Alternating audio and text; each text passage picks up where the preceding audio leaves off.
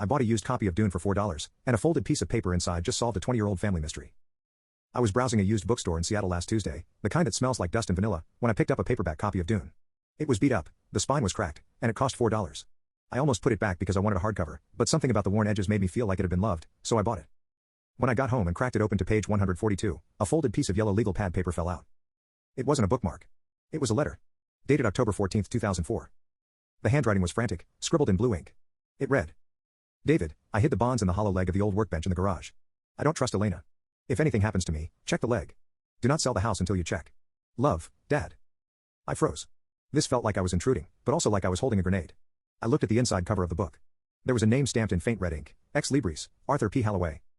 I know the internet can be a weird place, but I felt a moral obligation to find David.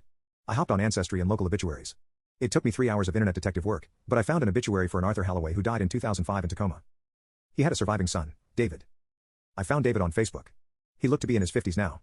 I sent him a message. It sat in the request folder for 2 days. I assumed he'd think I was a scammer. Yesterday, my phone pinged. "David, who is this? How do you have my father's handwriting?" I explained the book. I sent him a picture of the note. He called me immediately via messenger audio. He was crying. He told me that his father died of a sudden heart attack in 2005. His stepmother, Elena, had liquidated everything immediately. David had always suspected his father had left something for him and his sister, but they never found a will or any assets. They ended up selling the house to Elena's brother a month after the funeral. The kicker, the workbench is still there. David drove to the house this morning. It's currently being rented out. He explained the situation to the current tenants, showed them the photo of the note I found, and asked if he could look at the old workbench in the garage. They let him in. He just messaged me an hour ago with a photo.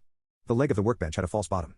Inside wasn't cash, it was a series of bearer bonds and a property deed to a cabin in Montana that Elena never knew about. He told me, "I've felt crazy for 20 years thinking my dad left us nothing. You just gave me my father back." I'm meeting David for coffee tomorrow to give him the book. I think I'm going to let him keep the $4 copy of Dune.